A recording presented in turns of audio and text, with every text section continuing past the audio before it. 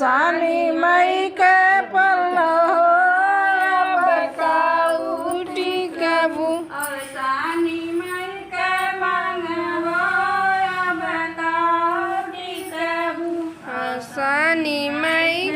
मांग बकाउटी कबू सानी मई के मांगो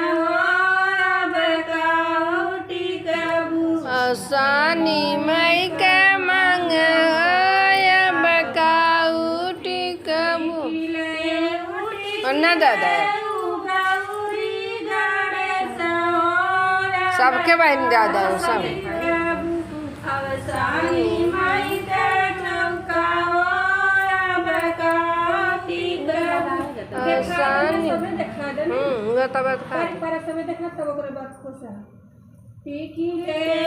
टिकिले गौरी गाड़े से बकाउटी कबू सानी मई के चलता बकाउटी कबू सानी मई के गान बकाउटी कबू सानी मई के चौका बकाउटी कबू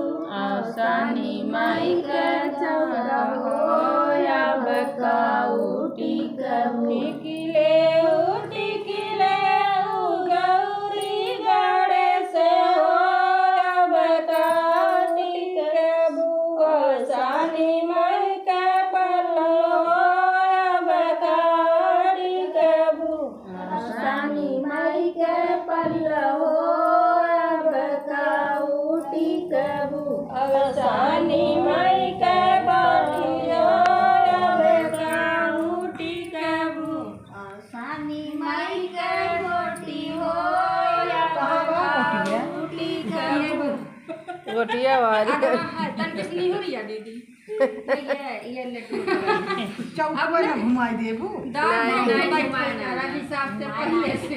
ये हम घुसुम ना पाए के ही हो रहा है अपन आगे बढ़ रहा है ये भाई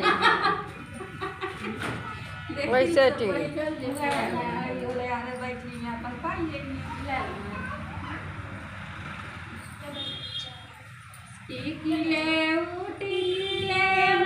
गौरी गाड़े से हो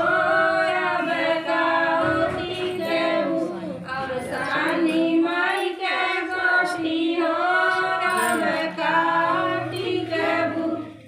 सानी मई के गोष्ठी हो बकाउटी कबू सानी मई के गोका हो बकाउटी कबू सानी मई के गोका हो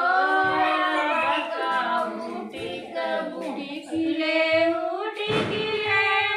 गौरी गाड़े से हो बकाउटी कबू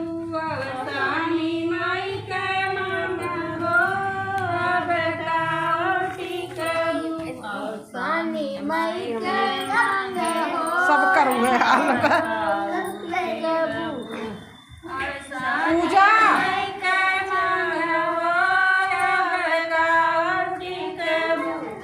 सानी मई के मांगे हो बकाउटी कबू टिकिले गौरी गाड़े से हो बकाउटी कबू सानी मई के चौका हो बकाउटी कबू सानी मई के चौका हो बकाउटी कबू सानी मई के चौका हो बकाउटी कबू सानी मई के चौका हो बकाउटी कबू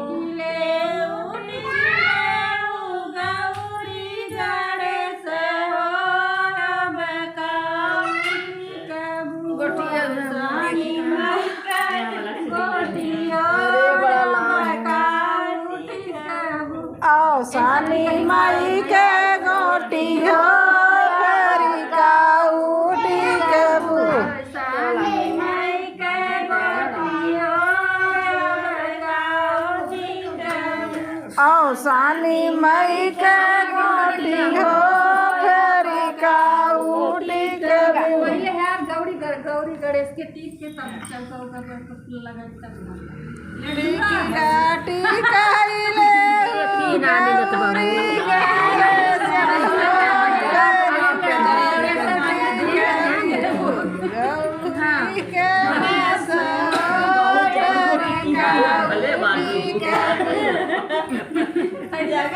लग के बैठा हिसाब के